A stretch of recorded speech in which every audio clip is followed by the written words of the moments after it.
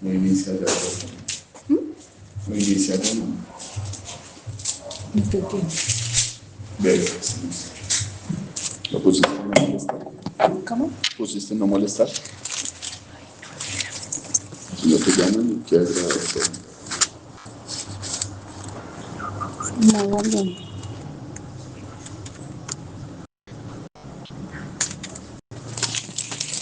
Yo quiero no. Gracias, Anita.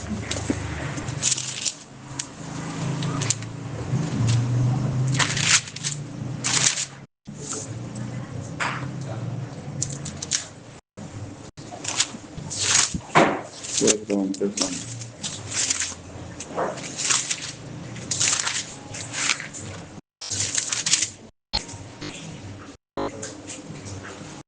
Mateo 13:53.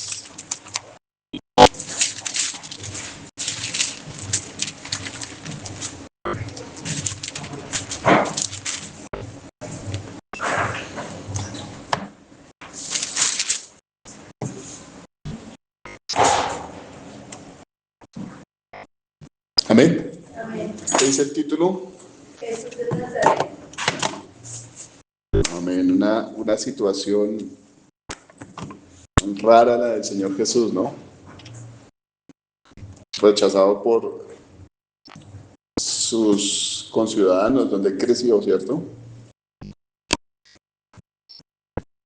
Yo creo que a uno a veces no profundiza mucho en la palabra, pero cuando usted le dedica el tiempo al Señor, y yo he experimentado que uno no le dedica el tiempo y la importancia a la palabra porque siempre tiene afán de algo, ¿no? A veces usted no sabe de qué tiene afán, pero tiene afán. De querer entender rápido sin dedicarle mucho tiempo, ¿no? De querer saberlo todo sin dedicarle el tiempo, ¿no? No solamente a leer la Biblia, sino a orar y pedirle a Dios que le haga entender todo lo que tiene que ver con Él, ¿no? Porque finalmente la salvación depende de ¿qué? De conocerlo a Él, ¿cierto? Si usted no conoce a Dios, si usted no conoce a Jesús, no va a saber de qué se trata la salvación, ¿cierto? No va a saber cómo entrar al cielo, porque mucha gente tiene el conocimiento errado de que va a entrar al cielo por obras, ¿no? O por misas, o por limosnas, o por pagar las misas para que el familiar salga del purgatorio. Eso fue lo que nos enseñaron a nosotros, ¿no? ¿Cuántos no fuimos enseñados en la Iglesia Católica? ¿Cierto? Y aunque se haya levantado un Martín Lutero que negó todas estas cosas, la gente sigue creyendo en esto. ¿Qué dice acá? Vamos a leerlo y vamos a irlo mirando, ¿vale?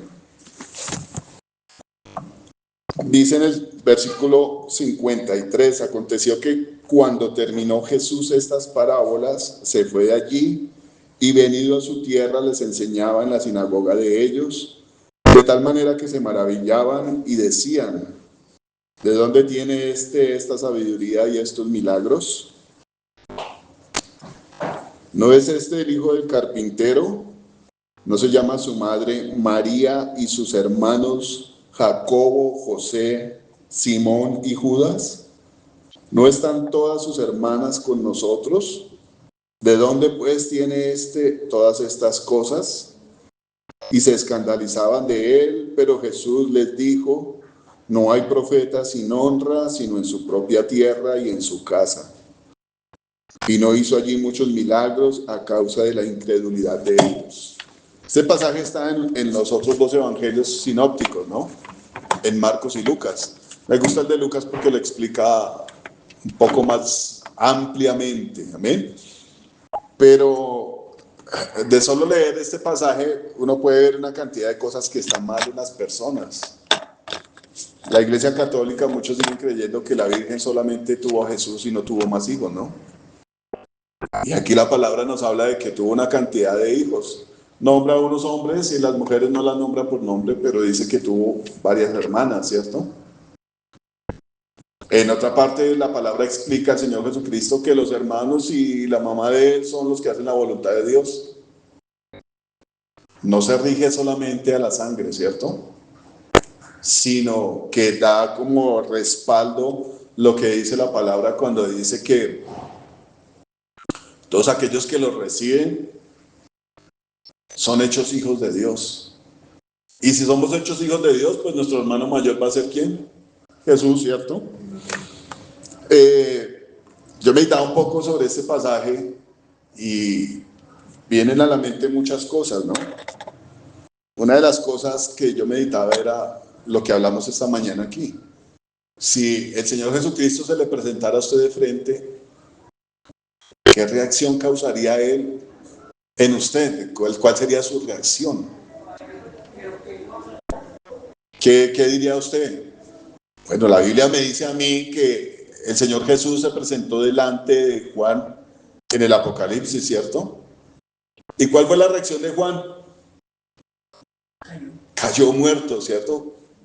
Él dice que cayó como muerto, pero pues nosotros podríamos analizar que él cayó muerto delante del Señor. ¿Qué pasó para que él se pusiera en pie otra vez? El Señor lo tocara, ¿cierto? ¿Quién lo levantó? El Señor. Algo parecido le pasó a Daniel, ¿no? Los que han leído la Biblia, a Daniel le pasó lo mismo. Eso nos cuenta la Biblia de qué pasa cuando una persona está delante de Dios, ¿no? En otras partes la Biblia dice, ¿quién podrá estar en pie delante del Señor? ¿Quién podrá resistir su presencia? Eso lo podemos leer nosotros, ¿cierto? Pero hoy antes de empezar la alabanza, la música, estábamos hablando de esto. ¿Qué pasa si el Señor está delante suyo? ¿Cuál sería su reacción? Y traía a la memoria lo que le decía el pastor Antonio una vez, que él podía ver que el Señor estaba delante de algunas personas y la gente no sentía nada, no percibía nada, totalmente como si el Señor no estuviera, ¿cierto? Que si usted está en una discoteca o en un sitio X lejos de la presencia de Dios, da lo mismo si siente o no la presencia de Dios, no la va a sentir tal vez, pero si usted está en la iglesia y viene a alabar a Dios, y la Biblia me dice a mí que donde hay 2 o 3 reunidos en su nombre, Él está ahí, ¿cuál sería su reacción? ¿Qué pensaría usted? ¿Qué diría usted? Sabiendo que el Señor está sentado al lado suyo, esperando qué le trajo usted a Él. ¿Qué le podemos dar nosotros a Dios? Honrarlo, eso le podemos dar. En estos días venía hablando el pastor Mauricio de los hijos que deshonran a los padres. No sé si alguno lo escuchó en las predicaciones de los viernes, de los hijos de deshonra. Pero también hablaba de la gente que deshonraba a Dios y no le daba el lugar que le corresponde a Dios. Y yo quiero que usted medite en eso. De pronto uno en su vida cotidiana no lo hace, pero aquí en la iglesia usted le da el lugar que le corresponde al Señor. Usted sabe que la Biblia dice que Él es Rey de Reyes y Señor de Señores. Y lo que cantaba la canción ahorita, que toda rodilla se doblará delante de Él.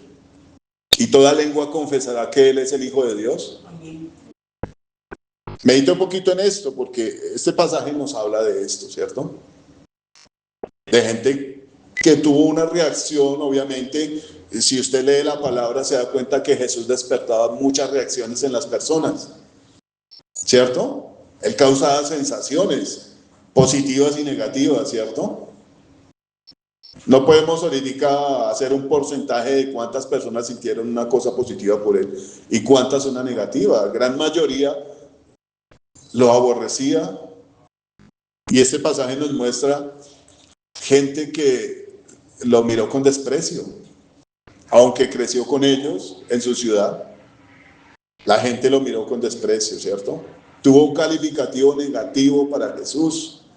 Y en la actualidad podemos ver que cuando usted habla del Señor Jesucristo, de la religión, va a haber gente que se va a levantar alrededor suyo y va a hablar cosas negativas de la fe. Esta semana me pasó con un profesor de cocina y con unos compañeros que ellos quieren que usted hable de Dios, pero no para recibirlo con fe y abrazarlo como el Salvador, sino para crear una contienda. ¿Amén? ¿Cuánta gente comienza a decirle, oiga, ¿usted por qué es cristiano? ¿Y usted está de acuerdo con la Navidad? ¿Y usted está de acuerdo con X o Y cosa? ¿Cuántas personas lo pullan a usted, lo desafían para que usted hable de Dios? No para creer, sino para crear contienda, para ridiculizarlo a usted, para hablar mal de los pastores, para hablar mal de la iglesia como tal. ¿Cuánta gente lo hace con esa intención? Pero, ¿qué nos corresponde a nosotros? ¿Cuál es la sensación que usted tiene al tener al Señor frente suyo, al lado suyo? A escuchar su palabra. Yo meditaba en estos días dentro de mí y decía, la palabra de Dios ha venido a mi vida y ha venido a la vida de ustedes. Y la palabra de Dios dice él que son las palabras de él son las que nos van a juzgar, ¿cierto? ¿Se acuerdan el pasaje donde el Señor le dijo a los judíos, yo no los voy a juzgar a ustedes, mis palabras son las que los van a juzgar? Entonces, si vamos a ser juzgados de acuerdo a las palabras del Señor, ¿qué tiene que hacer esa palabra en nosotros? Muchos toman la palabra de Dios como una acusación, ¿cierto? Como a un juicio donde el Señor nos va a mandar al infierno. Mucha gente dice, es que el Señor es malo porque ¿por qué creó el infierno? Si Dios fuera bueno, no mandaría a nadie al infierno, ¿cierto? Pero la Biblia me dice a mí que Él no vino a condenar al mundo, sino a salvar al mundo. Entonces, ¿qué tiene que hacer esa palabra en mí? Ponerme óptimo, ¿cierto? Ponerme en cintura, en línea. Y eso es lo que la gente no quiere. La gente no quiere ser puestos en corrección. No quiere que Dios les cambie su vida porque como la están viviendo les parece bien. Aunque tengan una vida miserable. Muchas personas tienen una vida miserable. Pero no quieren que Dios se la transforme, ¿cierto? Y a esto vamos aquí. A eso nos lleva el pasaje. ¿Qué era Nazaret? ¿Alguien ha averiguado qué era Nazaret? Donde el Señor creció. ¿Qué importancia tenía Nazaret en Judá? Una veredita que no tenía ninguna relevancia. La Biblia nos dice que cuando Felipe conoció al Señor Jesús, fue y le dijo a Natanael, oiga, amiguito, venga que hemos conocido al profeta del que habló Moisés en las Escrituras, a Jesucristo de Nazaret. ¿Y cuál fue la respuesta de Natanael? Algo bueno puede salir de allá. Algo bueno puede salir de ese barrio pobre, de esa vereda pobre. Imagine la estima en la que estaba Nazaret. Los fariseos en algún momento dijeron, ustedes lean la palabra y desen cuenta si de Nazaret en algún momento ha salido algún profeta. Nunca se ha levantado un profeta de esa tierra. Era estimada en poco Nazaret. Y a mí me entró, organizando esto, me entró la curiosidad, porque leyendo el mismo Señor Jesucristo decía que ese era como su sobrenombre, o se distinguía en esta región por ese lugar, por el nombre de ese lugar. Y muchos distinguían a Jesús como Jesucristo de Nazaret. Los demonios, ¿qué tienes conmigo, Jesús de Nazaret? Yo me ponía a pensar, si era un lugar tan despreciable, ¿por qué el mismo Señor Jesús se hacía llamar Jesús de Nazaret? Cuando él se encuentra con Pablo le dice, ¿por qué me persigues? Y Pablo le dice, ¿quién eres, Señor? Y el Señor le contesta, yo soy Jesús de Nazaret a quien tú persigues. El mismo Señor Jesucristo se llama a sí mismo Jesús de Nazaret. ¿Por qué? Porque si era un lugar tan de poca estima a los ojos de los demás, el Señor había preferido ese lugar para vivir allí en su niñez. Y yo meditaba, bueno, una de las cosas que nos dice la palabra es que Él se humilló hasta lo más bajo, ¿cierto?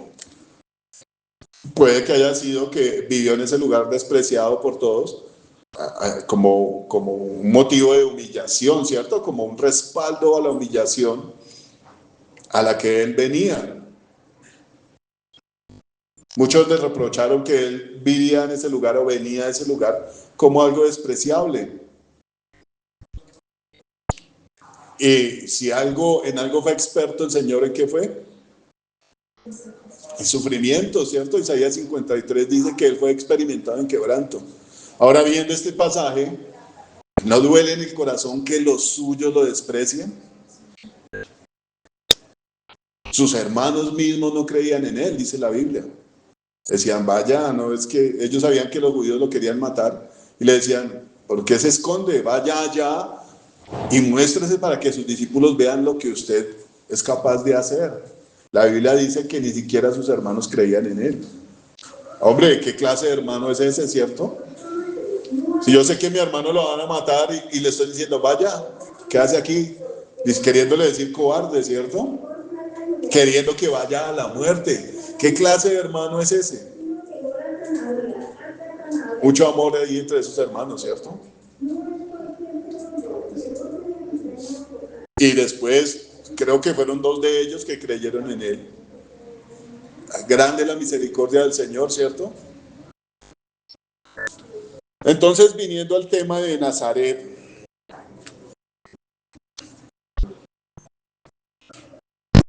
y antes de entrar a esto, quisiera hacerles como unas preguntas para que ustedes van meditando en esto, porque nos concierne a nosotros, ¿cierto? ¿No le concierne a usted todo lo que tiene que ver con el Señor? ¿Qué sensación causa el Señor en usted? Y yo digo que en mí muchas sensaciones. Especialmente ahorita, no quiero hacerle publicidad a esto, pero ver al Señor en su parte sufriente causa lágrimas, causa dolor en el corazón, ver que Él lo ama a uno tanto hasta llegar a ser lo más aborrecible por los hombres, por amor a nosotros. Hasta en un momento verse abominable delante de Dios, cargando nuestros pecados por amor a nosotros. Eso causa lágrimas. Y casi siempre pasa cuando sale una escena del Señor Jesucristo antes de subir a la cruz. Eso a mí me causa lágrimas. ¿Cuál sería su reacción si el Señor está frente a usted de alguna forma que no le pueda distinguir, pero te está mostrando quién es y quién eres? Digamos que los que lo tuvieron delante de él, que fueron estos en Nazaret y bueno, en Judea, muchos no pudieron distinguir que él era el Hijo de Dios, ¿cierto? No lo reconocieron, lo vieron como un profeta de un lugar poco importante, pero otra situación que nos pone en aprietos a nosotros es entender que Él nos juzgue y entender que cuando Él juzga algo que está mal en nosotros, como dice la Biblia, que Él no vino a condenar al mundo, sino a salvar el mundo, es aceptar su corrección, ¿cierto? Es algo de lo más difícil que nos cuesta comprender. Que llegue el Señor a decirle, oiga, usted está fornicando, usted está adulterando, oiga, usted no me está honrando, usted me está robando con los diezmos y las ofrendas, usted no me está dedicando el tiempo y me está pidiendo una cantidad de cosas. ¿Cómo es de doloroso que lo corrijan a uno? ¿Qué venía el Señor a hablar acá? Y me sorprende y me parece bello porque uno a veces encierra a Cristo como en algo muy encajado. Una de las facetas del Señor Jesucristo es ser el maestro, ¿cierto? Y no es el maestro albañil que arregla las paredes y los tubos y los pisos. Él vino a enseñar. La Biblia nos muestra en todo lado que él iba a una sinagoga a enseñar el reino de Dios, a enseñar cómo agradar al Padre, a enseñar el camino para ir al cielo. Él iba a enseñar, ¿cierto? Y dice en en este pasaje o en otros pasajes que hablan sobre esta venida de Jesús a Nazaret, dice que él iba a las sinagogas a enseñar. En todo lugar donde él iba, entraba a la sinagoga a enseñar. El Señor se muestra como el maestro que necesitamos, amén. Y una de las cosas que en la soberbia mucha gente hace es creer que lo sabe todo, ¿cierto? Creer que no necesita aprender nada. Creer que lo que usted está haciendo está bien porque el Señor lo entiende y porque el Señor es compasivo y misericordioso. Ahora yo le pregunto, si el Señor está delante suyo y le está diciendo en qué está usted mal, ¿cuál es su reacción? Medítelo. Y con eso no le estoy diciendo que espere que el Señor venga y se presente delante suyo. No manda el Señor pastores, maestros, evangelistas, apóstoles a decirle a usted qué debe hacer usted en su vida. Y a veces cometemos el mismo error que cometió la gente de Nazaret. ¿Será que es que el pastor no comete errores? ¿Será que es que el pastor es perfecto? Nos vamos por ese lado, ¿cierto? ¿Será que ese pastor es todo bravo y viene aquí a mí a decirme a mí que no me enoje?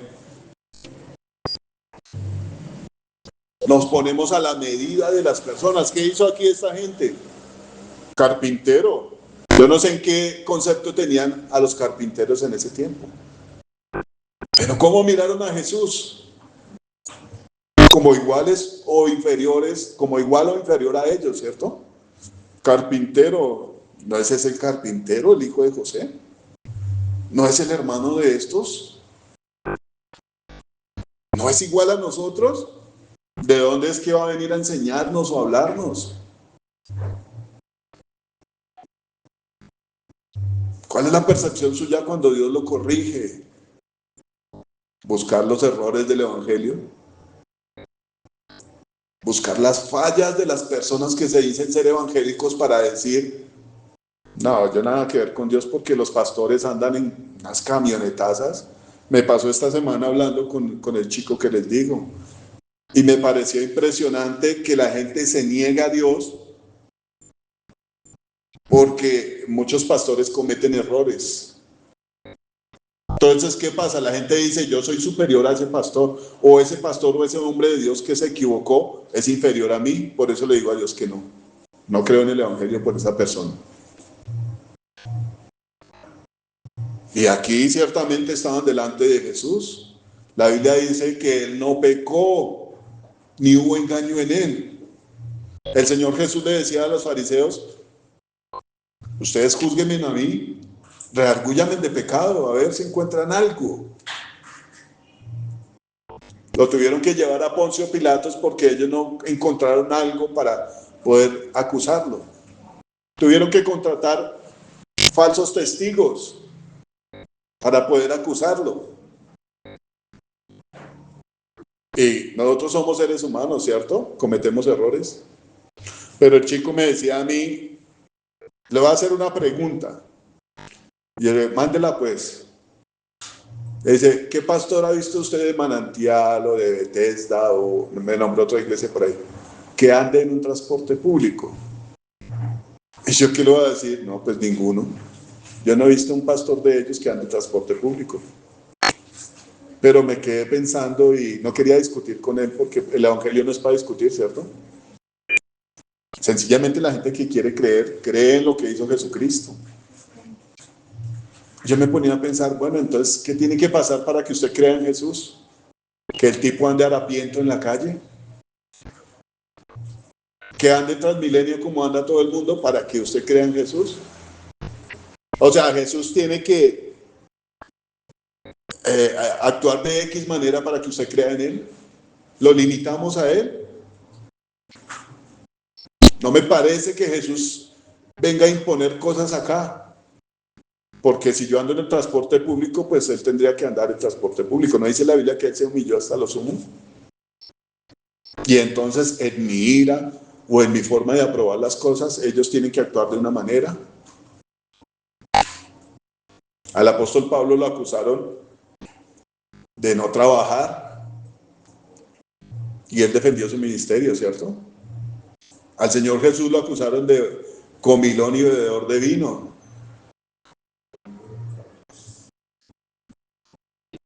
Y siempre vamos a ser acusados por aquellos que no aman a Dios. El apóstol Pablo decía, yo tengo derecho de vivir del Evangelio, pero con ustedes más bien me retraigo de eso. Pero, o sea, ¿por qué la gente tiene tantos argumentos para rechazar al Señor? Estuve escuchando una predicación sobre este pasaje y mostraba un ambiente más espiritual sobre este pasaje. Nosotros aquí vemos un rechazo, ¿cierto? Por Jesús. Pero antes de que el Señor Jesús regresara a su tierra, a ir a enseñar en su tierra, Él había dado testimonio de que era hijo de Dios. ¿Cómo se da testimonio de que Jesús es hijo de Dios? ¿Cómo lo dio el Señor Jesucristo?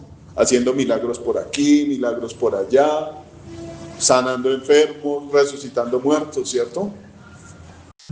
Y este asunto quiero que le pongan cuidado porque es lo que nos interesa a nosotros. Si Él llegó a su tierra y fue rechazado por ellos, porque lo vieron como alguien inferior a ellos, la gente se paró en el cubículo donde él es un carpintero y tiene hermanos y es igual a nosotros, o incluso de pronto es inferior, ¿cierto? Y eso hizo que en ellos hubiera incredulidad y no lo pudieron recibir ni aceptar. Pero hacía ver todas las obras que Jesús hacía, ellos no las tuvieron en cuenta. Y yo quiero hacer una pregunta y quiero que alcen la mano el que se sienta como ubicado en la pregunta que voy a hacer. ¿Quién de ustedes necesita un milagro de parte de Dios? ¿Quién lo necesita? Amén. Dice aquí la Biblia, creo que es en Lucas, hablando de este mismo pasaje de Lucas 4, no me acuerdo el versículo, que el Señor Jesús no pudo hacer muchos milagros en ese lugar por la incredulidad de ellos.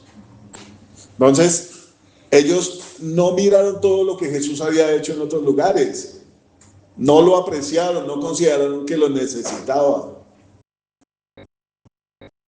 Pero ¿por qué si eran judíos no pudieron recibir esto que tanto esperaban? El Señor Jesús después en el Monte de los Olivos dice, hablando de Jerusalén, que no conoció el tiempo de su visitación, no conoció el tiempo de su venida. Y en su sabiduría Él nos advierte a nosotros que estemos vigilantes, ¿cierto? ¿Por qué no conocerían el tiempo de su venida, desde el momento de ver que Él era el que estaban esperando? Yo salto mucho de un lado al otro en la Biblia, pero trato de que vaya conectado con el mismo tema. ¿Por qué no pudieron reconocerlo como el Hijo de Dios? ¿Por qué no pudieron decir, oiga, nosotros necesitamos milagros aquí en este lugar, como Él lo ha hecho en otros lugares? Había de todo, ¿cierto? Incredulidad, la Biblia nos muestra eso. Había una vida separada de Dios, aunque eran judíos y eran pueblo de Dios. ¿Qué más podemos ver en estas personas?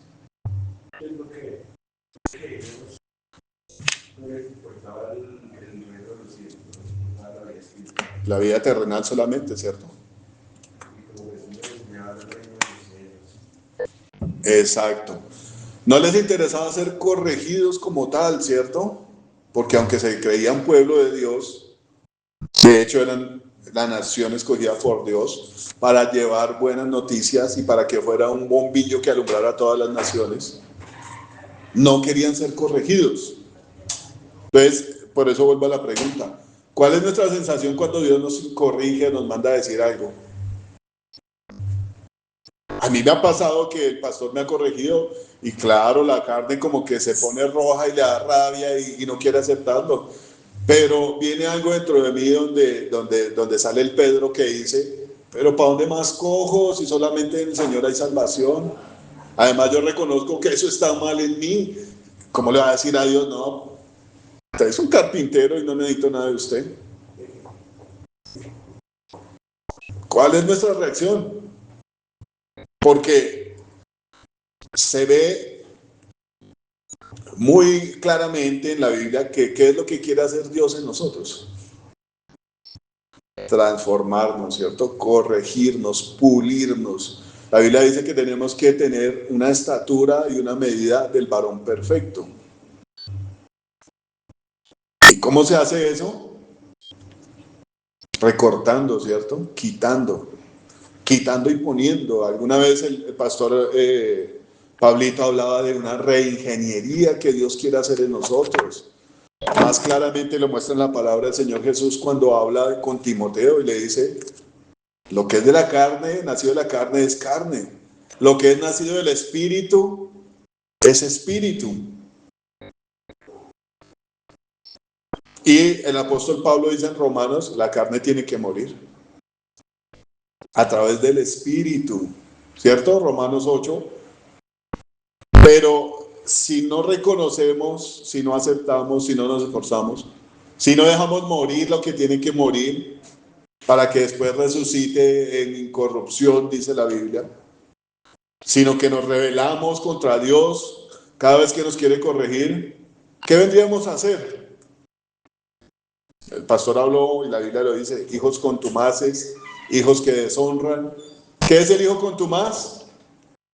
El que ya no puede ser corregido con nada de lo que le hagan o le digan, ¿cierto? Correa, vara, castigos, y la persona no cambia. Decía la Biblia en el Antiguo Testamento que a ese hijo contumaz tocaba sacarlo y que todos lo apedrearan. Pero ¿qué nos dice el Señor? Que Él vino a la tierra, que la luz vino al mundo y la gente se escondió de la luz, no quería ser corregida, no quería ser acusada de sus obras malas. Eso es lo que nos muestra aquí la Biblia.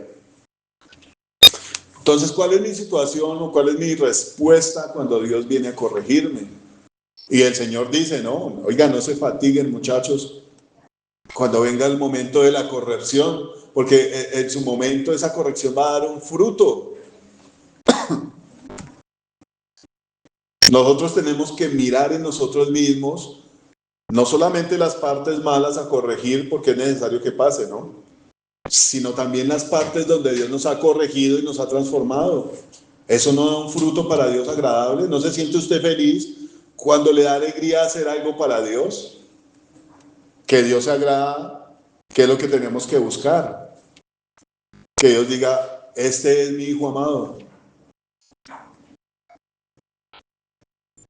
Es lo que tenemos que buscar, amén. Entonces, uno, ¿cuál es su respuesta a la corrección de Dios? Obviamente no va a ser fácil, ¿cierto? Estar acostumbrados a llevar una vida desordenada y que el Señor venga a ponerle orden, no va a ser tan agradable para uno, ¿cierto? Pero ¿qué es lo que hace una persona que se arrepiente? Oiga, sí, yo he actuado mal. Quiero actuar bien, Señor, ayúdame. Quiero que me dé un sentir que sea del Espíritu Santo. Me siento mal de fallarte, me siento mal de pecar contra ti, me siento mal de que tu palabra no haya hecho en mí lo que tiene que hacer. El apóstol Pablo dice en Romanos: no, la palabra de Dios no ha fallado. Entonces, ¿qué pasa? ¿Quién es el que falla? Ahí está hablando de un Israel que no le obedeció a Dios, que se endureció y no recibió la palabra. Y si yo tengo presente que la palabra de Dios no ha fallado, ¿qué es lo que tengo que hacer? Reconocer que yo soy el que ha fallado y querer que esa palabra me transforme. Dios tomó una nación de esclavos y la sacó de Egipto, ¿cierto?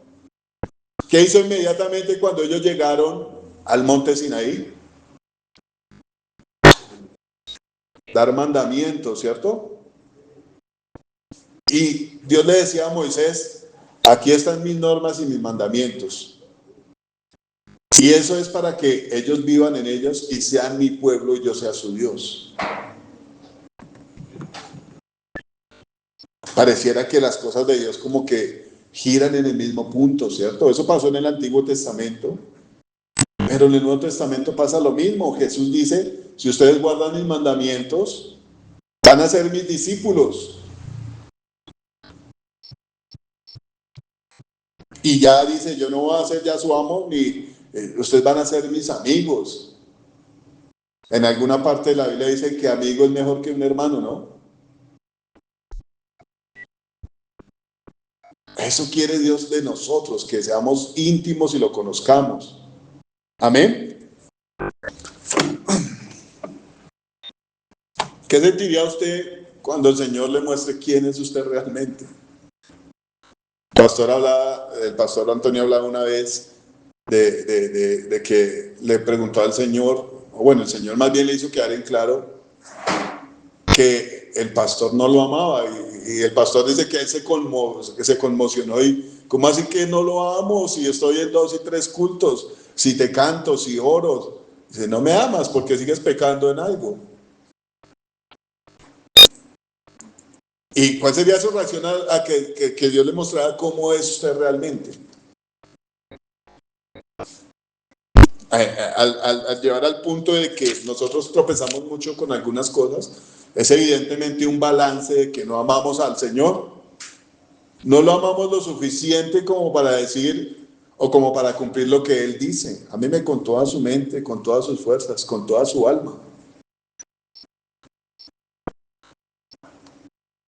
Llegar al punto de no pecar porque lo amamos tanto que no queremos que su presencia se separe de nosotros. Que se ve la evidencia de la angustia en el Señor Jesús cuando Él estaba en la cruz y le dijo al Padre que por qué lo abandonaba, ¿cierto? Se habla mucho de que el momento más angustiante del Señor Jesús fue estar separado del Padre. Y yo llevaba eso a la vida cotidiana.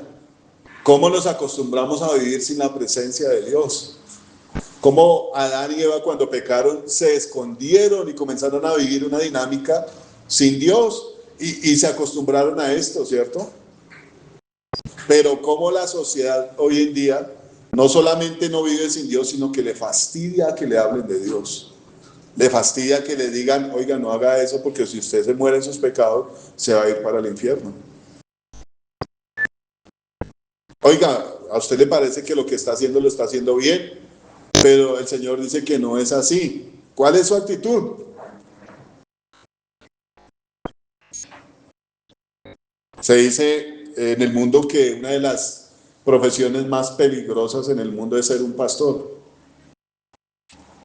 Hay encuestas que lo dicen, ¿cierto? Es peligroso que usted diga lo que es correcto y lo que es bueno porque las masas lo pueden censurar y lo pueden destruir. Hay un pastor africano que le mataron 9 familiares y quieren que se vayan de la comunidad y el hombre dijo, si yo estoy haciendo lo que es bueno y lo que es correcto, ¿por qué me voy a ir?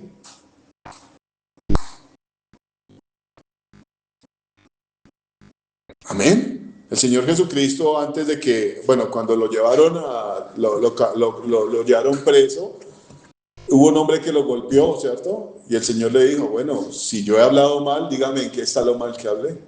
Pero si he hablado bien, ¿por qué me golpea? No olviden que esos son los actos de justicia que Dios quiere que ejecutemos nosotros. Vivir por lo bueno. Dar la vida por lo que es bueno. ¿Según quién? Según Dios.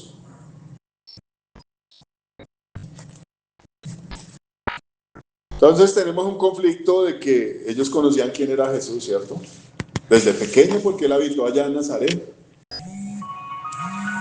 En un lugar apartado, un lugar despreciado, él se fue a vivir allá.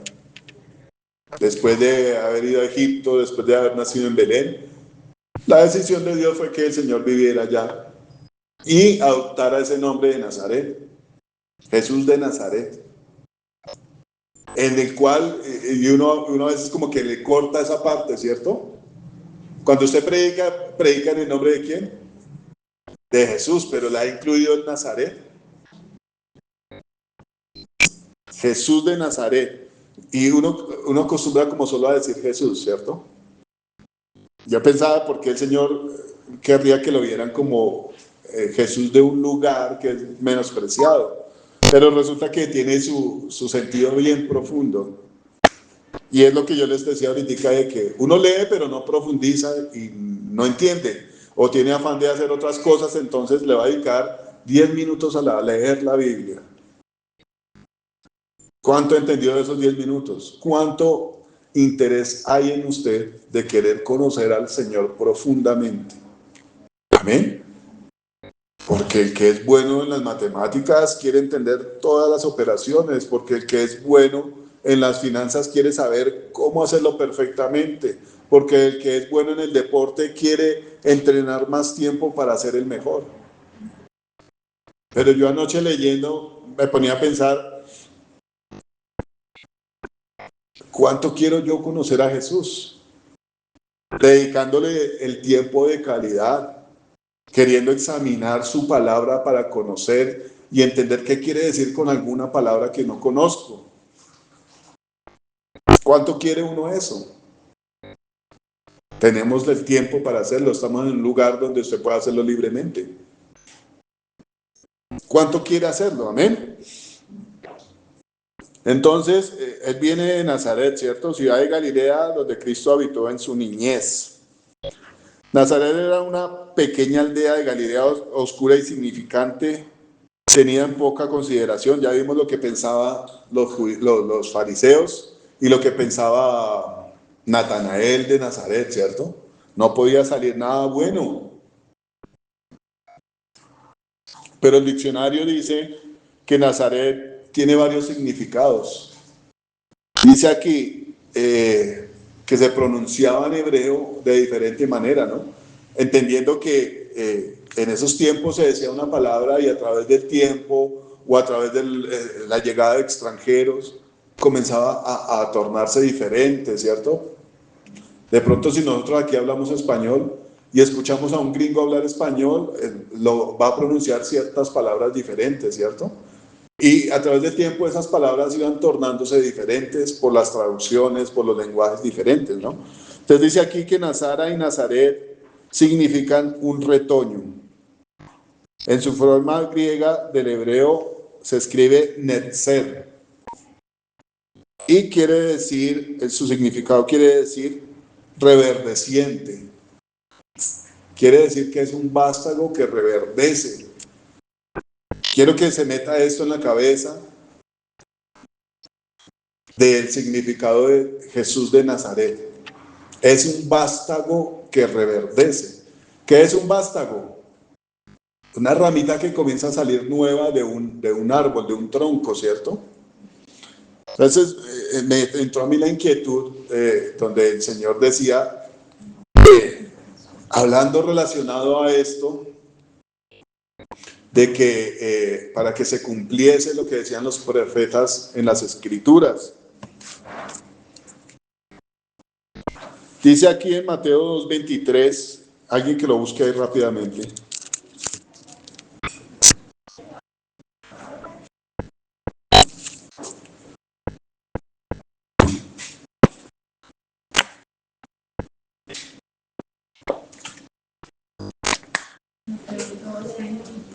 ¿Quién lo va a leer? Duro.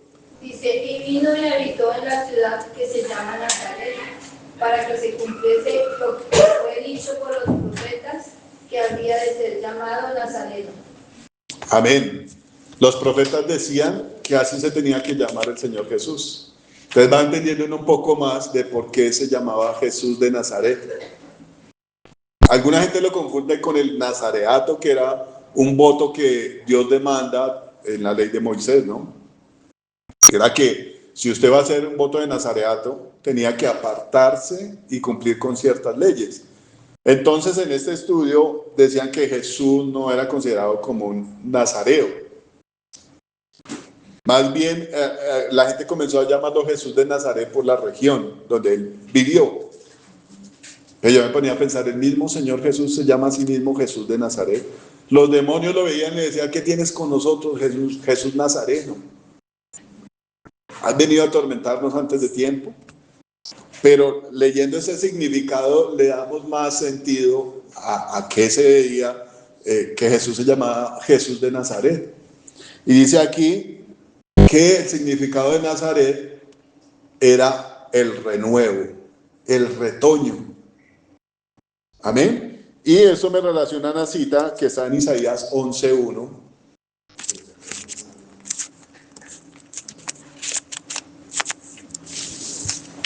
¿Quién la buscó?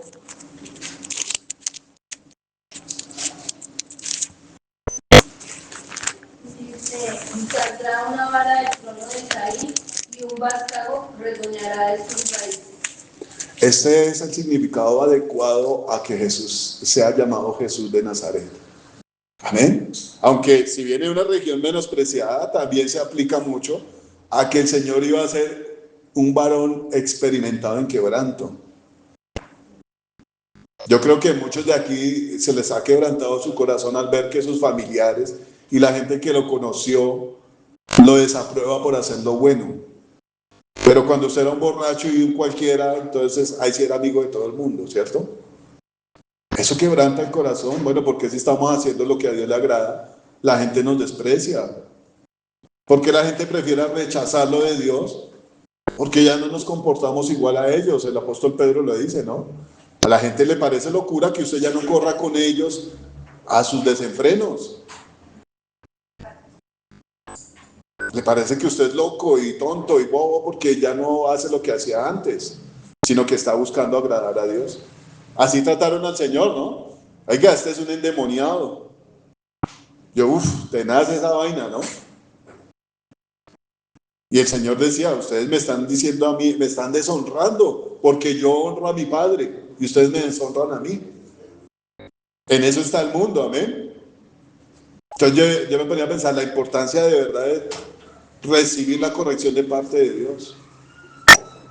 El pastor decía, hablando de la deshonra de los padres, decía que no solamente uno deshonraba a los padres, sino que estaba deshonrando también a Dios cuando hacía estas deshonras. Y la Biblia dice que Dios honra a los que lo honran, ¿cierto? Dice aquí Apocalipsis 5:5.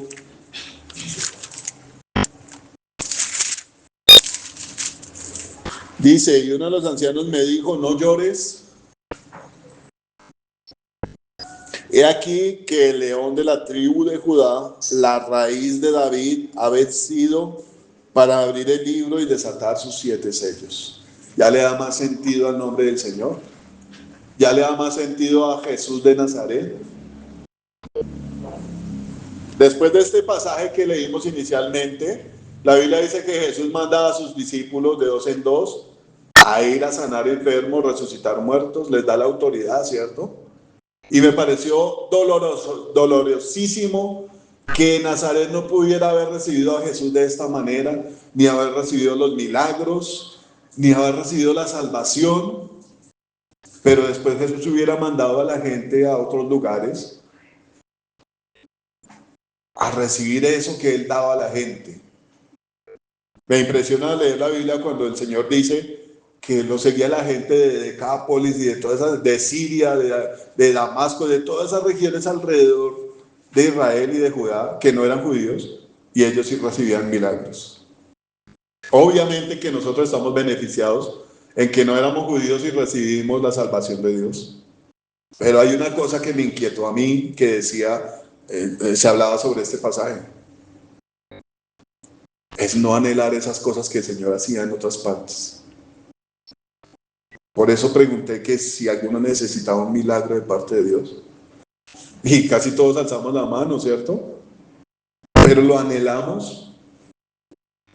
O vemos a Dios, al Señor Jesús, como una persona ocupada, que es igual a nosotros de ocupado y no tiene tiempo para nosotros. O no es digna de que nosotros le roguemos y nos tiremos a los pies y le pidamos que haga un milagro como lo hace en muchos lugares. que lo haga aquí en este lugar. Ellos se perdieron esto porque no pusieron los ojos en estas cosas que él hacía. Lucas describe a Jesús y leámoslo para que lo veamos un momento.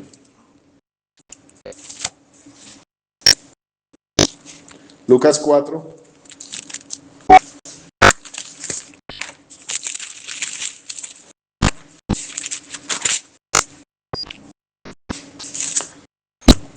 Lucas 4, 16. Bueno, vamos a leer el 18. Bueno, leamos el 16. Vino a Nazaret, donde se había criado, y en el día de reposo entró en la sinagoga conforme a su costumbre y se levantó a leer. ¿Cuál era su costumbre? Venir a enseñar la palabra de Dios, ¿cierto? Y dice, y se le dio el libro del profeta Isaías, y habiendo abierto el libro, halló el lugar donde estaba escrito: el Espíritu del Señor está sobre mí, por cuanto me ha ungido para dar buenas nuevas a los pobres, me ha enviado a sanar a los quebrantados de corazón, a pregonar libertad a los cautivos y vista a los ciegos, a poner en libertad a los oprimidos, a predicar el año agradable del Señor.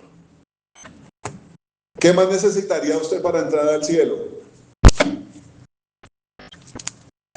Muchos creemos que si no tenemos una vida satisfactoria económicamente, sentimentalmente, tal vez hasta físicamente, porque no nos creemos tan bonitos como queremos, que si esas cosas no están como nosotros queremos, Dios está olvidado de nosotros.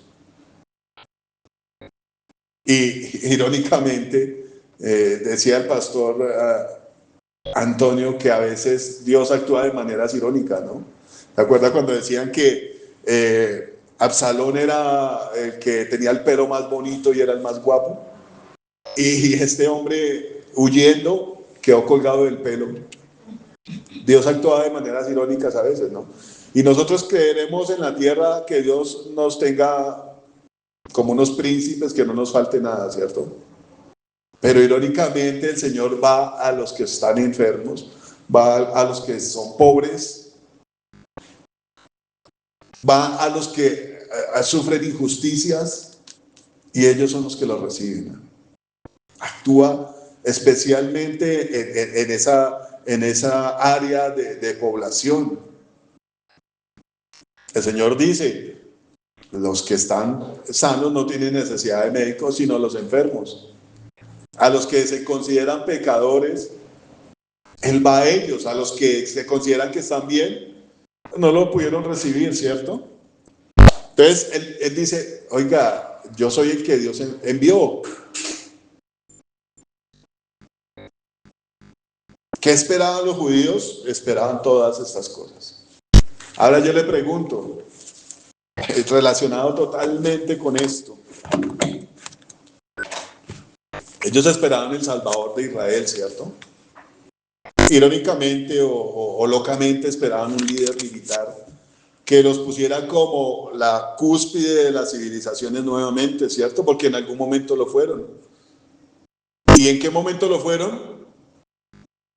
¿Qué momento Israel fue sublime? ¿En qué momento de la historia Israel estuvo por cabeza de naciones? ¿En qué momento pasó eso? Cuando vino el rey David y se sujetó a Dios, y la nación fue grande y próspera. Por donde iba David, Dios le daba la victoria. ¿Y a quién se le hizo la promesa que a través de esa familia, de su linaje, iba a venir el Salvador del mundo? ¿A quién se le hizo la promesa? Al rey David. Por eso Jesús es el vástago, la raíz, amén, el retoño.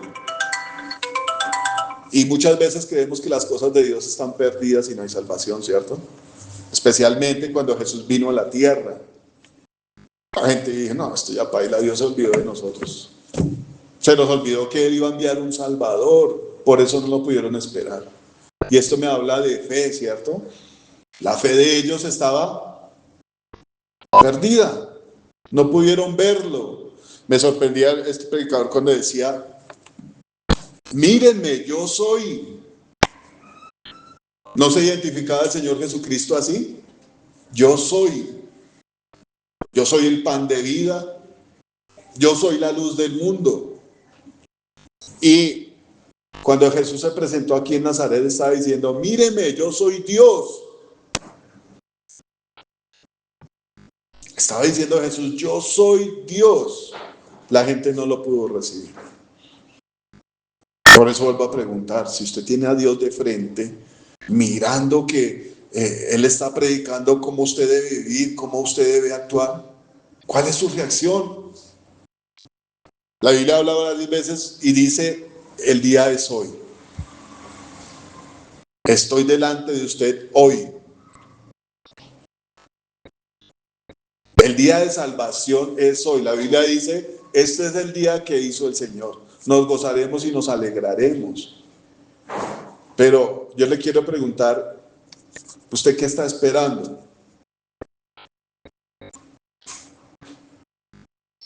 ¿Qué está esperando ver? ¿Qué está esperando que Dios le haga en su vida? ¿Qué está esperando que Dios le diga? Para que usted sea transformado y decida vivir para Dios. El Señor Jesús decía a la gente, ¿qué salieron ustedes a mirar? ¿A un hombre vestido de vestiduras delicadas? ¿O vinieron a escuchar la palabra de Dios? Dada por el que sea, pero que sea la palabra de Dios.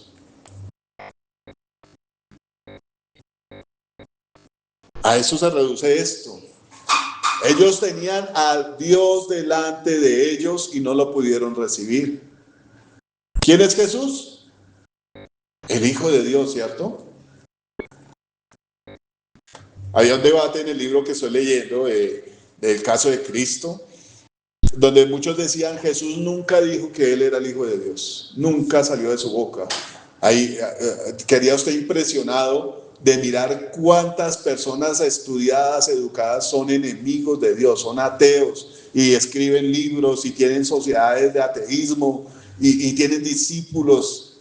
Quedaría usted aterrado de investigar a esto, la dureza del corazón de las personas. Y que eso pasa es muy triste, pero que pase en mí, que tenga a Dios de frente y Él me esté hablando y yo no lo reciba ni lo entienda. Definitivamente habrá gente que tiene que cumplir con ese papel como lo cumplió Judas, ¿cierto? Pero como dijo Pedro también, yo no puedo ir a ningún otro lado porque solamente Jesús me puede salvar a mí de mi maldad. Amén. Y en mí tiene que estar esa sed y esa necesidad de que la palabra que Dios tiene me transforme. Amén. Que usted mismo haga que esos mensajes que Dios le ha dado le cambien su conducta, su forma de pensar, su forma de vivir. Amén. Porque la palabra de Dios dice que ella vino a todos, ¿cierto? Dice, y sus palabras salieron por todo el mundo. De hecho, la señal para que Cristo venga es que el evangelio sea predicado a todo el mundo, ¿cierto? Para que nadie tenga excusa delante de Dios. Amén. Entonces, ¿a quién tenemos? La promesa, a la raíz, al retoño, al vástago. Pero el vástago vino en tiempos difíciles y mostró su gloria. Y la gente estaba tan acostumbrada a vivir sin Dios que no lo pudo recibir.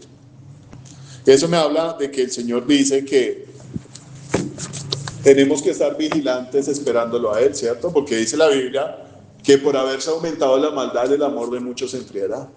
Mas el que persevere hasta el fin, este será salvo. Amén. Entonces en Lucas dice, yo soy Dios, el Espíritu Santo está sobre mí y me ungió para hacer esta obra que estoy haciendo. Ir a mostrarles a todos quién es Dios, enseñarles a todos, ¿cierto? Dice, y enrollando el libro, lo dio al ministro y se sentó, y los ojos de todos en la sinagoga estaban fijos en él. y comenzó a decirles: hoy se ha cumplido esta escritura delante de vosotros. ¿Qué más faltaba para que él dijera que era Dios? Ya había hecho milagros en otras partes, por supuesto, porque ellos no tuvieron la fe suficiente para causar un milagro. Y me llevaba esto a la escritura donde la mujer con el flujo de sangre hizo que de él saliera poder para sanarla. No hubo una palabra, no hubo una presentación persona a persona, en ella no hubo una petición hacia Jesús, pero la fe que ella tuvo hizo que el Señor saliera poder. Y ya me cuestiono a veces, ¿por qué no pasan los milagros si el Señor está dispuesto? ¿Por qué no ocurren? El Señor habla en el Apocalipsis de varias iglesias con actitudes bien marcadas, ¿cierto? Él las señala y las demanda. Y si viniera a hablarnos a nosotros, pues bueno, ¿qué toca hacer? Haga caso, papito, ¿cierto? Cumpla con lo que Dios le pide.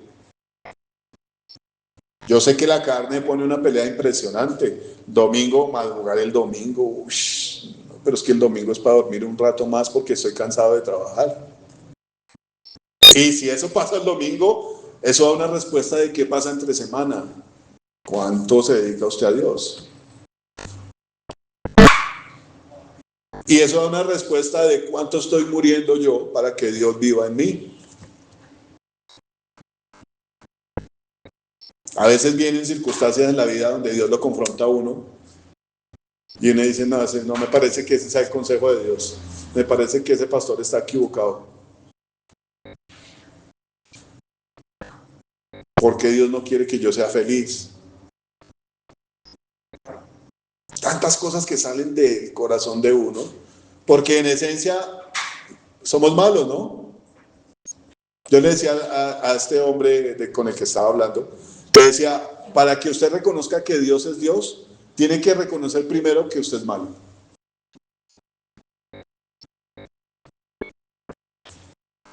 ¿No dice la Biblia eso? Arrepentíos porque el reino de Dios se ha acercado. Si usted no reconoce su maldad, no va a poder ver la bondad de Dios. ¿Qué le dijo el Señor Jesucristo a Nicodemo? Es necesario nacer de nuevo para poder ver el reino de Dios. Pero si eso no pasa, y lo que pasó en esta historia con este muchacho que les cuento es muy parecido a esto. El hombre decía: yo sé que hay un Dios, yo sé que Él hace milagros, porque yo vi uno, dijo él. Entonces cuando él dijo eso, bueno, ¿y cómo fue la vaina? Todos estuvieron atentos a lo que él decía. Decía: yo tengo un sobrino que se cayó de un segundo piso y era para que el pelado se hubiera muerto. Al chino se le murió la mamá. Y lo criaron ellos, la abuela y los tíos. Entonces resulta que el niño se cayó del segundo piso y no se murió, se partió el fémur. La mamá del hombre iba a Manantial.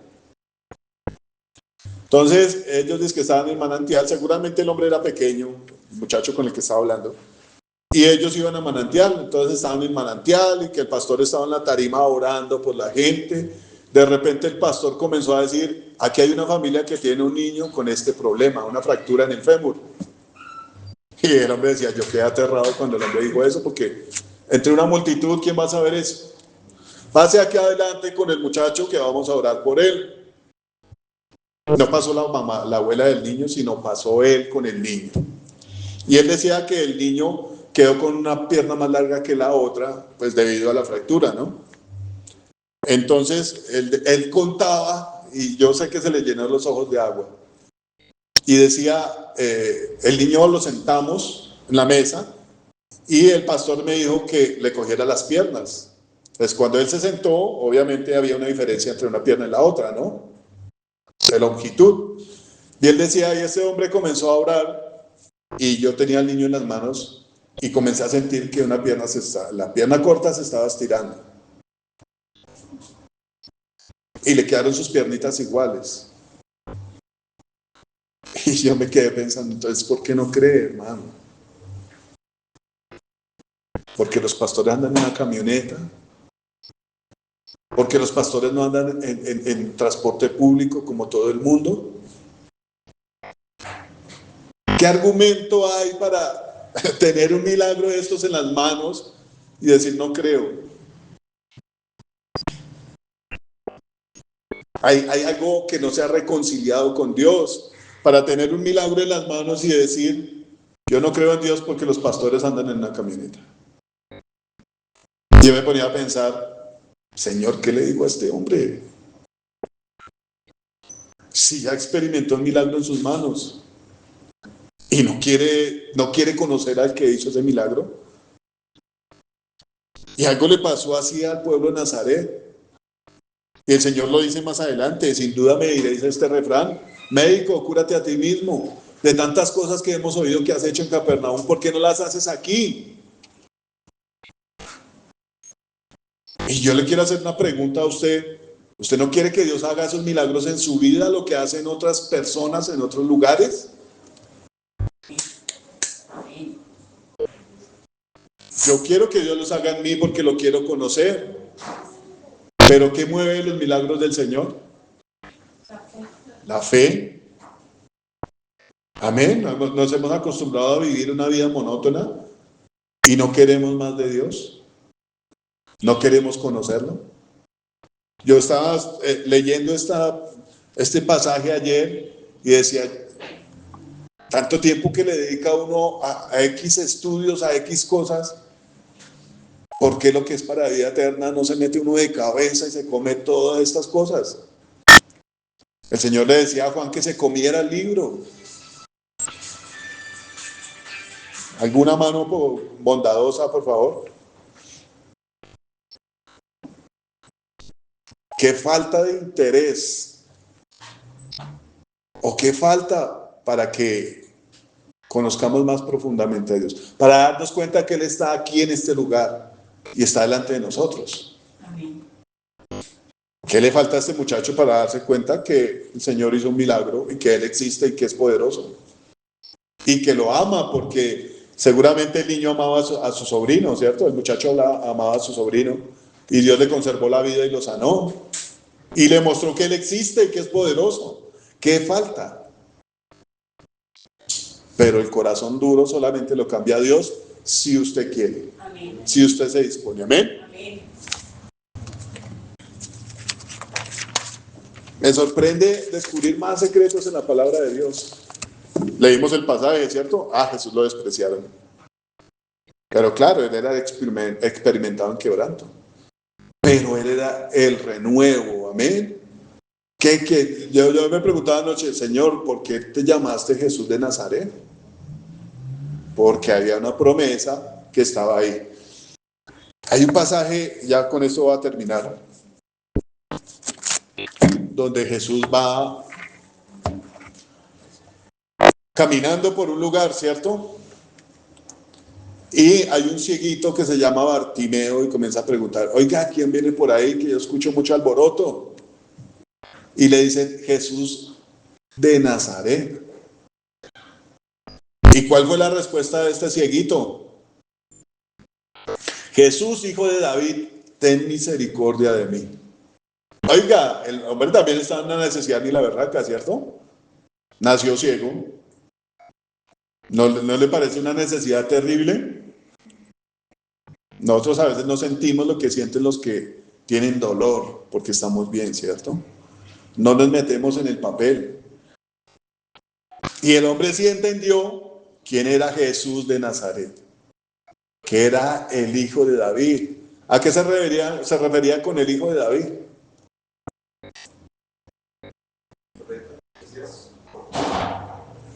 El rey, el que iba a reinar, ¿cierto?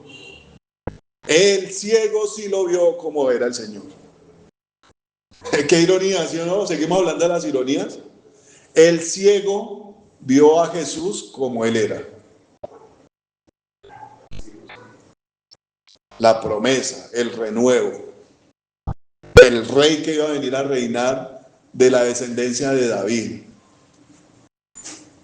El que los iba a libertar. ¿Cuántas cosas encierran esta promesa?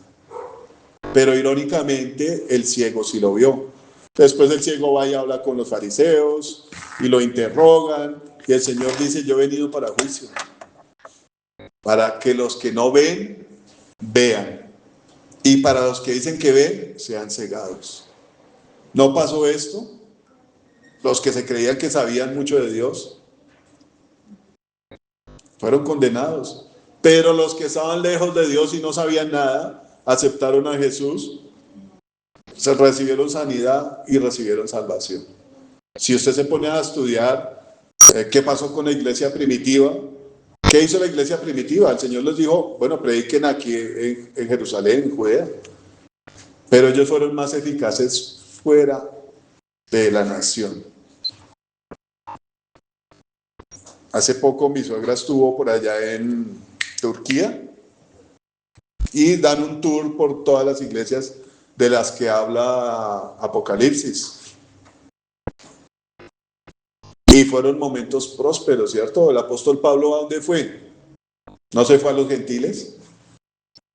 Y han habido 2000 años de diferencia, y aquí estamos gracias a toda esa labor de hombres que le creyeron al Señor, amén, que vieron a Jesús como Él es. Amén, vamos a ponernos en pie. No sé si le quedó inconcluso el tema o no sé si no entendió, pero yo considero que cuando alguna persona habla de Dios, Dios quiere decirnos algo, ¿cierto? Dios quiere hablarnos, Dios quiere mostrarnos, Dios quiere animarnos. Y es lo que tenemos que venir a este lugar, a tener usted la seguridad de que si 2 o 3 nos reunimos, Él va a estar acá. Amén. Amén. De que usted tiene que irse con un corazón alegre de saber quién es Jesús y la cantidad de cosas que puede hacer en su vida. Amén. Pongámonos en pie, por favor. Una cosa que me aterró este pasaje fue que el Señor también quedó escandalizado de la incredulidad de la gente. Y es lo que no podemos permitir que pase en nosotros, amén. Que el tiempo, la comodidad o los malos tiempos, porque también el Señor habla de los malos tiempos ahí, y dice que habían viudas en Israel, pero irónicamente una mujer que no era israelita recibió al profeta y recibió la bendición.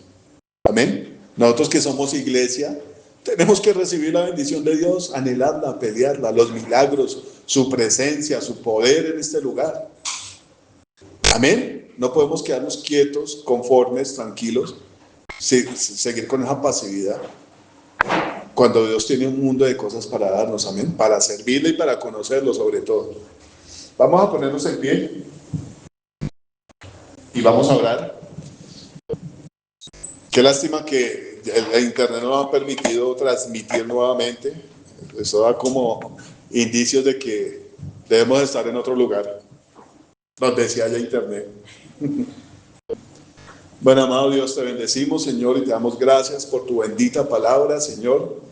Te pedimos que seas tú, Señor amado, escribiendo esa palabra en nuestro corazón, Señor, y poniendo en nosotros el anhelo, Señor. Tu palabra dice que tú pones el querer como el hacer, Señor, en los hombres. Querer, Señor amado, que tú hagas milagros en nosotros, Señor amado. Tenemos necesidades, Señor amado, físicas, sentimentales, espirituales, Señor amado. Y no podemos pedir a nadie más, porque nadie más, Señor amado, puede hacerlo por nosotros, Señor, sino tú, amado Dios. Señor, tú eres el Hijo de Dios, Señor. Tu palabra da testimonio en todos los lugares, Señor amado. Tu palabra muestra que el Padre habló, Señor, y dijo que tú eres el Hijo en que se complacía tu alma, Señor amado. Tu palabra muestra que tú te mostraste, Señor Jesús, en tu naturaleza espiritual delante de tus apóstoles, Señor, y el Padre habló y dijo que tú eres el Hijo amado de Dios y que a ti te tenemos que escuchar, Señor.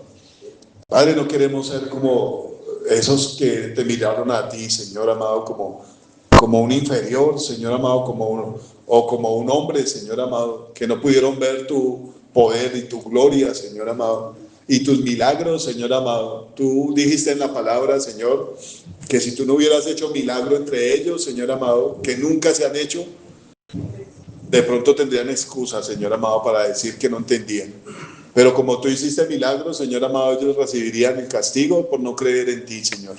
Nosotros creemos en ti, Señor. Sabemos, Señor amado, que tú expusiste tu vida, Señor. Fuiste humillado, fuiste varón, Señor amado, experimentado en quebranto, Señor. Y apreciamos, Señor amado, tu obra, Señor. Apreciamos tu amor por nosotros, Señor amado. Por ese amor, por esas llagas, somos nosotros curados y sanados, Señor amado. Y te quiero pedir que ministres sanidad, Señor amado, en este lugar hoy, Señor amado. Yo sé que tú no te has olvidado de nosotros, Señor amado. Yo sé que tú no has olvidado esas oraciones, Señor amado, y ese dolor y esas lágrimas, Señor amado, clamándote, Señor amado, pidiéndote que nos sanes, Señor amado, pidiéndote que tú hagas maravillas en medio de nosotros, Señor. Quita ese orgullo, Señor amado, que hay en algunos corazones, Señor amado, de resistirnos a pedirte, Señor, de resistirnos a humillarnos, Señor, de resistirnos a entender que necesitamos de ti, Señor, que somos capaces de hacer todo nosotros solos, Señor. Yo te quiero pedir que tú pongas tu mano, amado Señor, en todo lugar donde haya enfermedad, Señor amado, y traiga sanidad en el nombre de Jesús. Que podamos disfrutar de tu poder, Señor amado, infinito, ilimitado, Señor amado. Que nuestro corazón se rinda ante tu poder, Señor amado, ante tu ternura, Señor Jesús. Y traiga sanidad a nuestras vidas, Señor amado. Todas estas oraciones que hemos levantado, Señor amado, delante de ti, Señor. Que tú pongas el momento propicio, Señor amado, para que sean respondidas, Señor amado. Y traiga sanidad, Señor. No solamente en lo físico, amado Dios. También en nuestro corazón, Señor, si ha sido lastimado. Y que traigas perdón, Señor amado, en nuestro corazón. Para que podamos perdonar a los que nos han hecho daño, Señor. Porque tu palabra dice que si no perdonamos, Señor, tampoco seremos perdonados por ti, Señor. Trae, Señor amado, ese bálsamo, Señor. Trae esa gloria tuya que identifica a los que son hijos tuyos, Señor amado. Y que podamos, Señor, verte en todo lugar donde tú estás con nosotros, Señor. Que no seamos indiferentes, Señor. Que no te miremos a ti como cualquier persona, Señor, si tú eres el Rey del universo, Señor Jesús. Si tú eres quien viniste a traer buenas noticias de salvación, Señor. Tú eres quien viniste a sanar y a libertar, Señor. También te quiero pedir que nos libertes, Señor amado, de cualquier opresión, Señor, de cualquier esclavitud de pecado, Señor, porque tú ya pagaste en la cruz del Calvario. Ya está hecho, Señor amado. Ya pagaste por nuestros pecados y nos haces libres, Señor. Toda lucha que haya en nuestra mente, Señor, y en nuestro corazón, trae libertad, Señor amado, en esto, amado Dios. Y trae bendición, Señor amado. Desata los dones que nos has dado para servirte, Señor amado. Danos amor, Señor amado, en nuestro corazón para servirte, Señor amado, en tu obra. Desde barrer un piso o un baño, Señor amado, lavarlo, hasta lo que tú nos pongas a hacer para honrar tu nombre, Señor. Y para traer también tu mensaje de salvación a la gente que lo necesita, Señor amado. Bendecimos a tus iglesias, Señor amado, en el nombre de Jesús. En el nombre de Jesucristo de Nazaret, bendecimos a tus iglesias, Señor amado. Y te pedimos, Señor amado, que tu familia crezca. La gente necesita conocerte, Señor. La gente necesita escuchar el mensaje de salvación, Señor. Honramos tu nombre, Padre, en el nombre de Jesús. Y traemos delante de ti, Señor, las ofrendas, los diezmos, Señor amado, que tú, Señor amado, has permitido que lleguen a nuestras manos. Y los corazones que te reconocen a ti como el sumo sacerdote, Señor amado, como el que intercede por nosotros, amado Señor. A ti te damos la gloria y la alabanza, Señor, y pedimos que bendiga, Señor, la obra de nuestras manos. Que bendiga, Señor amado, el conocimiento, el fruto del conocimiento, Señor. Que bendiga los negocios, Señor, y todo lo que nos has dado para administrar. Y nos hagas sabios, Señor amado, para administrar con temor y con amor por ti, Señor amado. Y que, Señor amado, tú hagas a tu iglesia como José, Señor amado, que todo lo que él emprendía, Señor, era prosperado porque tú estabas con él, Señor amado. En el nombre de Jesús, Señor amado, ponemos nuestras vidas en tu presencia, Señor. Bendecimos a tu iglesia, Señor, y pedimos que tu rostro brille sobre nosotros, Señor. Que traiga sobre nosotros paz, Señor amado. Que hagas prosperar, Señor amado, nuestras vidas en ti, Señor. Y que nos lleve, Señor amado, de tu mano, precioso Dios, prosperando, Señor, y siendo, Señor amado, de provecho para tu obra, amado Dios. En el nombre de Jesús atamos toda retaliación, toda venganza, toda furia de las tinieblas, Señor amado, la atamos en el nombre de Jesús de Nazaret y la echamos al abismo, Señor. Y pedimos que esta semana que comienza sea gloriosa, Señor amado. Sea una semana, Señor amado, en tu presencia, Señor amado, y queriendo conocerte, Señor, y queriendo ser transformados por ti. En el nombre de Jesús te damos gracias, Padre Celestial. Amén y amén. Bueno, Dios los bendiga, hermanos. Nos vemos el próximo fin de semana. Amén.